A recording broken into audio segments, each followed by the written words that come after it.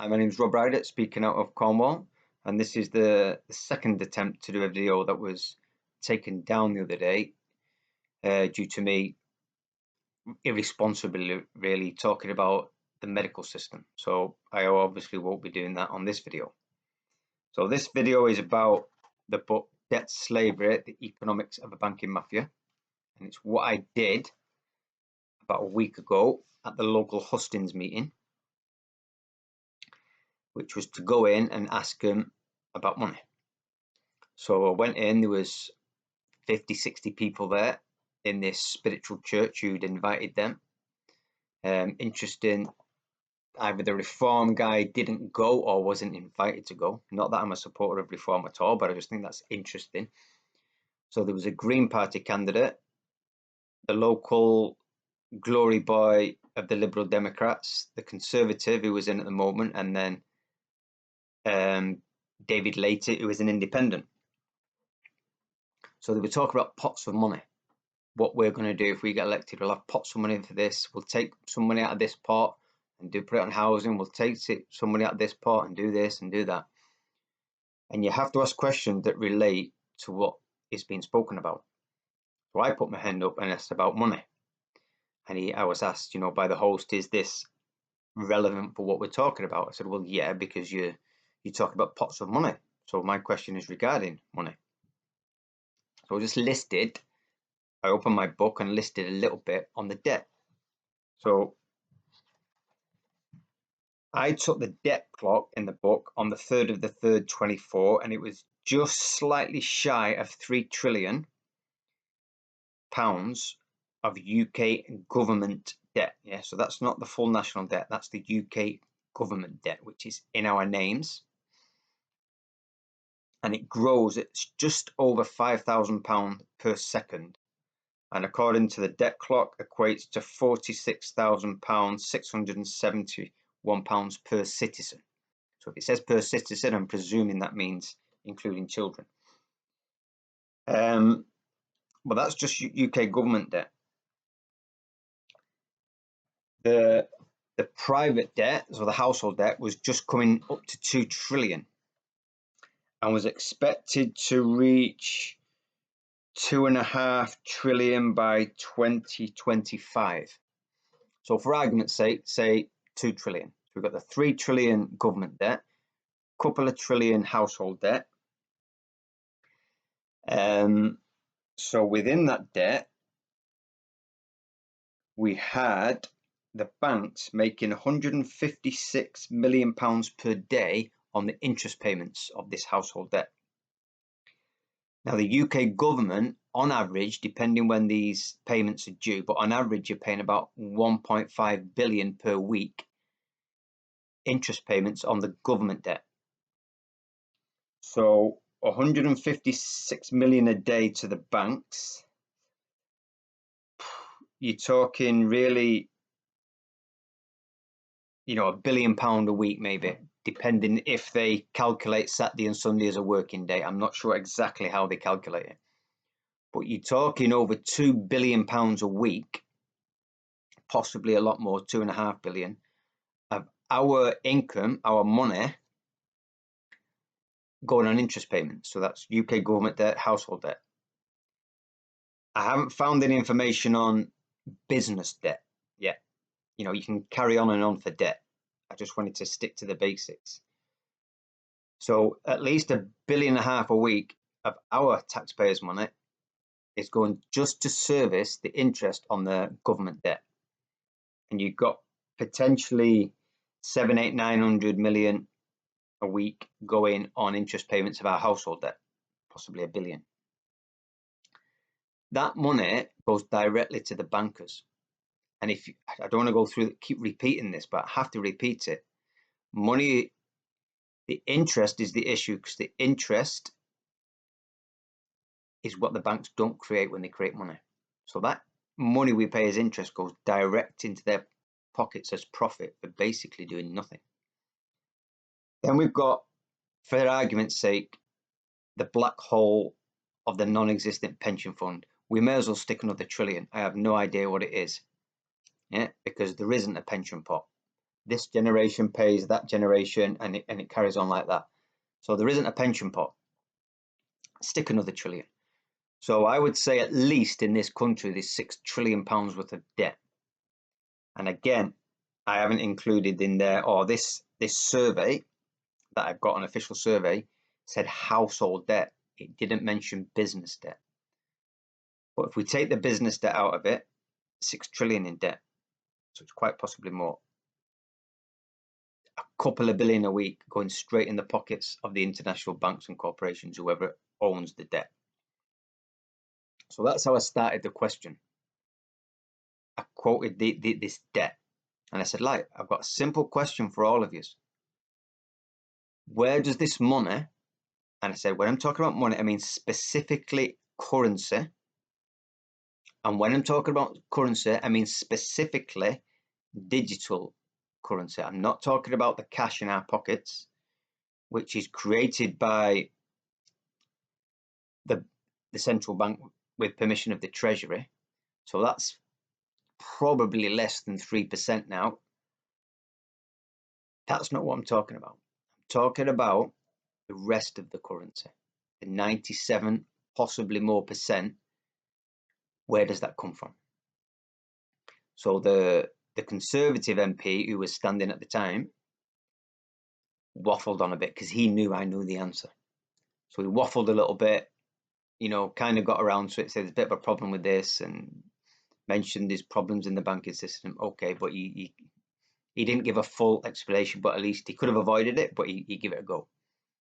David Later, the Independent, who I know knows the answer, give the perfect answer.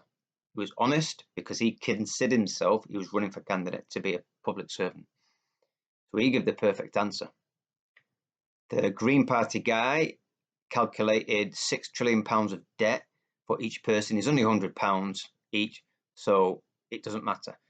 To which I said to him, I think you need another calculator, mate. So he was a waste of time. Now here's the interesting bit. Andrew George, who actually got elected, it was obvious who was going to get elected because he's very popular around there. 14 years ago, at a big council meeting that he had regarding the NHS, I asked him the same question. What happened? He started off talking about conspiracy theories. Actually, I put the question in because at this particular meeting, you had to put questions in and they blanked. They wouldn't put it up. And I stood up and I said, I want my question. And they said, we're finished. I said, no, I want my question. I said, are you not going to go away? I said, no, I want my question. So they gave me the mic. I started on the question. This was 14 years ago. I probably wasn't as precise as I am now.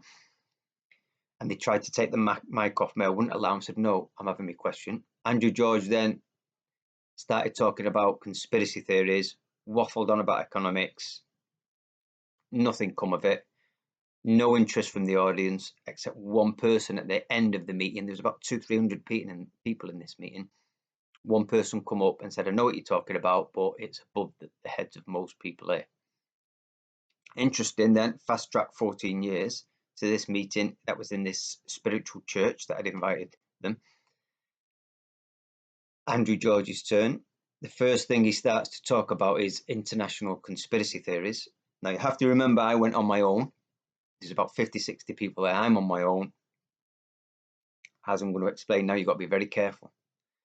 So I wasn't going to have him call me a conspiracy theorist again. So I cut him up. I said, hey, don't call me a conspiracy theorist when I just give you factual data of the debt of this country. I said, let's keep this meeting and debate respectable.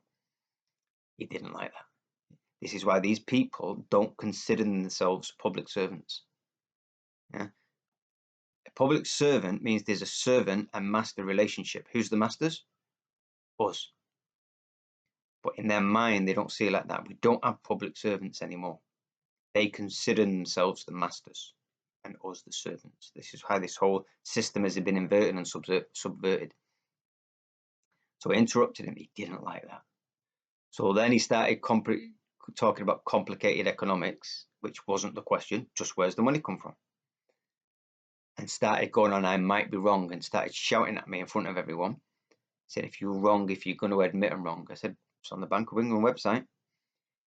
I was very conscious then of not, I had every right then to tell him off, really go for it and say, don't be so rude against me, remember who you are, etc., in a public position.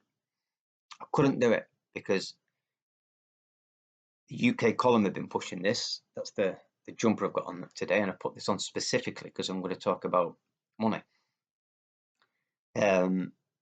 They had a show the other day where somebody was, you can get done now for harassment if you ask something twice. And this can happen in your private life. You can get done for harassment with companies, more importantly, with your politician. If you just ask the same, because they never answer a question, they always give either a political answer or they won't answer. But if you repeat your question, that could be perceived as harassment. Now, the host wanted to cut again. Remember 14 years ago, the host in this event wanted to cut the question down. I reminded him I've actually come to, I'm not a Christian, but I reminded him this question is being asked in a spiritual church. And there was a man 2,000 years ago who turned over the tables of the money people challenging the same issue. So I said to the audience, do you want to know where this debt comes from? Silence. I've seen a couple of people going, no. I've definitely seen one person nod and say, yeah, but no voices. So it explained factual figures of a 6 trillion plus debt, no interest. But I insisted that they answer the question. To which, like I say, Andrew George waffled on, attacked me. I couldn't defend myself because I was there on my own. And the way the conversation was being twisted, remember in my other videos, it's not about what's happening, it's how things are being perceived. I was being perceived in that room as the agitator, which gave him a license to throw a tirade of anger at me. Say the first time he did it, I cut him down, but I couldn't do it again. Why? Because twice is a harassment. Yeah, you've got to be very careful, especially when you're on your own. So I let him have his say.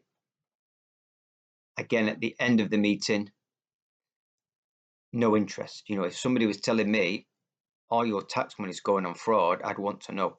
No interest. But again, like 14 years ago, one person come up to me, an elderly Christian woman who, because of what I'd said, presumed I was a Christian. And she says, yeah, Christians like us, yeah, presuming I'm a Christian, know that usury is immoral. I understand what you're saying and you're right. So it's kind of like a deja vu. It mimicked 14 years ago. It was quite a strange experience, but this is the question that needs to be asked. And to ask these questions, you need to know the answer. And it's been interesting building up to this vote, because you see because I talk to a lot of people, you see the mindset and the mind control of lots of people. So you've got the political mindset of people who it's all about politics. So, for example, after I'd asked my question, the question of that is, what are you going to do about local park benches? Yeah, which is an important issue, but is it an important issue compared to £6 trillion worth of fraud? This is where people's priorities are. I think it was, remember, Hitler said, the bigger the lie, the more people will believe it. The lie of the £6 trillion fraud is too big for most people, so they prefer to talk about what local park benches can we have. And people are thinking, oh, I'm not going to vote for this person that time, they didn't do well, or I'm not going to vote for that. They all break promises. All of them are just frauds. The system isn't there to serve us. When will people get this? I don't know. Going back to watering flowers in the rain, the other video, £6 trillion worth of debt. Oh, it doesn't matter. Just carry on watering flowers in the rain. Mental. So you've got the political mindset who thinks the political system is real, who haven't sussed out these people don't represent us, who think political ideologies are real, therefore we have to impose them. My own belief system of how society should be run on other people. I think of a democracy is best illustrated by two wolves and a lamb deciding what they're going to have for tea. Lamb stew every time. And then you've got the spiritual mindset. And that's another mindset around there who may not vote, or they'll vote for the nice guy, or they think is the nice guy, who is perceived as the nice guy. But they're all in denial. You hear them say that, oh, everything's just a projection of my own consciousness, therefore whatever's bad in the world, it's something to do with my own mind. Yeah. So the war in Ukraine, or the war in Libya, or Syria, or whatever, or it's nothing to do with Boris Johnson and Tony Blair and all them people. No, it's me. It's in my mind. Therefore, I just need to go and figure out what's happening in my mind, why I'm projecting that war. And that's its new age stuff to stop people actually putting behavior forward that will make the world a better place. Go back to my other video, reality is not a spectator sport. We do not create our own reality. We don't even co-create our own reality. We co-create our human experience within reality. And there is an amount of power, I believe, you have over your individual experience within the whole experience, depending on your mindset and certain things. Can go back to my other videos, the law of attraction versus the law of awareness. And the spiritual people are in denial. And when you give them certain facts that you're not responsible for the war in Ukraine, for the Libya, Iraq, whatever, they don't like it, because then they have to look outside themselves and think, yeah, there's bad in the world, and they don't want to look at the bad. Oh, I'm at peace. I just need to become more peaceful and the world will get better. Doesn't work. Your little bubble of denial might get better. And when they come to the realization that, oh, hang on a minute, there are criminals in the world, fear sets in. Because they'll have to start behave differently, which will need courage. Because people are afraid what's going to happen, the consequences, or people are afraid of what other people think of them. So fear sets in, then you go back to denial again. That's spiritual people. And the other lot of people is what I call coffee and cake Christians, do my kin heading. Yeah? Coffee and cake Christians. The vast majority of Christians would stab you in the back. Happy, smiling people. I'll do these. I call them, let's have a coffee and cake and do something for charity. Do something for the poor. But what, in the story of Jesus, I'm not saying it was real or symbolic, doesn't matter. In the story of Jesus, he went to these people. He told them they were hypocrites. He didn't mess about. As well as turning the tables over of the money changers, he went to these people and called them hypocrites. Said, where they are is a synagogue of Satan. The whole of Christian church now is a synagogue of Satan. The vast majority of people are hypocrites, fraudsters, coffee and cake Christians, not interested in the truth. So it's interesting, that lady who spoke to me after the meeting, I believe she was a genuine, sincere Christian who accepted the truth, because I was given the truth at that meeting. And most people don't want to know. They go on about the stories of Jesus and doing that. Somebody gives them truth, they don't want to know. So again, coffee and cake Christians, absolute waste of time. There are a few Christians who work for the UK column who are talking the talk but walking the walk. There's a doctor who I mentioned, but I'm not going to mention now, but he's a Christian doing his stuff. I've got a couple of friends who are Christians who can see through the system that we live in, and are lost because in their congregations they've got no support, because the Christian congregations now are all pro-system.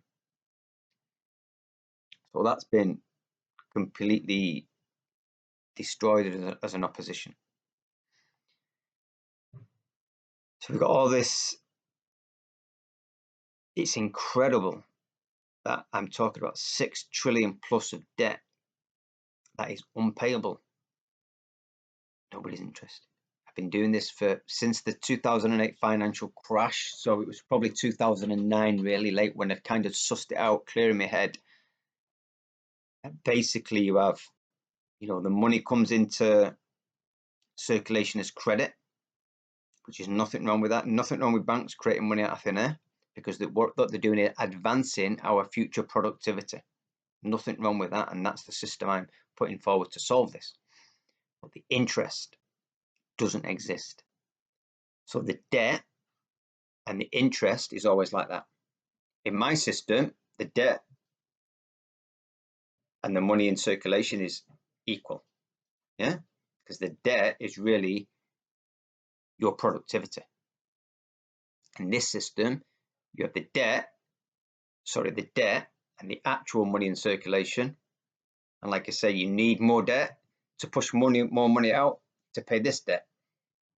And if you can control the interest rates, which controls, the unpayable part of the debt, if you can control the amount of money in circulation, because they control how much credit gets pumped out and where it goes, this balance you can control. So you can create boom by putting a lot of money out, lowering interest rates, and then when you feel like it, you put the interest rates up, stop producing as much credit. There's going to be a lot of losers. A lot of losers. So out of here, December 22 to February 23, 264 people a day were declared insolvent or bankrupt in England and Wales. One person every 5 minutes, 28 seconds. 5.4 properties were repossessed every day in October to December 2022 in the UK.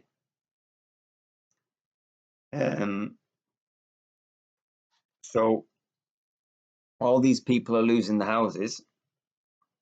Go back to my other video, asset bubbles, stealing houses. It's all planned. All you have to do is control the amount of credit, money in circulation, and by interest, control how big the debt is. And you can play about with that to create boom and busts. Simple. You explain this to people. Oh, it's just how it is.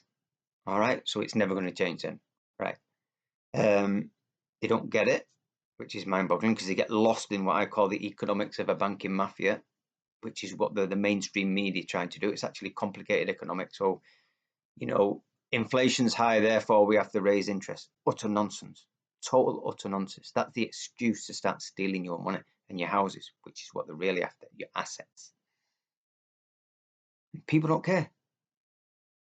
Yeah, £6 trillion of debt. Oh yeah, blah, yeah, it's terrible. And oh, football's on. Got to go for a pint. X Factor's on. People deserve what they get. I'm not a complainer. I don't vote, therefore I don't complain. Like that old saying, the people who do vote have no right to complain, because they're voting for a system that's enslaving them. The people do nothing, no right to complain.